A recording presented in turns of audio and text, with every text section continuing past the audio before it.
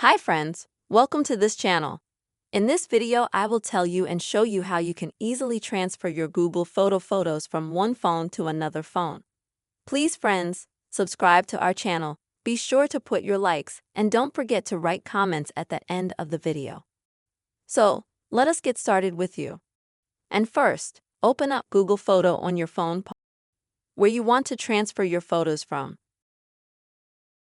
Next, click on your image.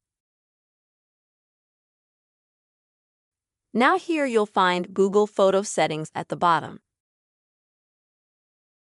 Next is copying. And as you can see, I have it turned off.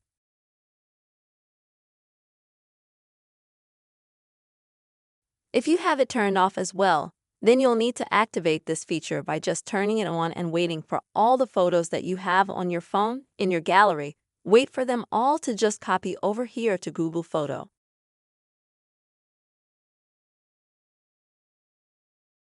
Once they're all copied, just go to your other device.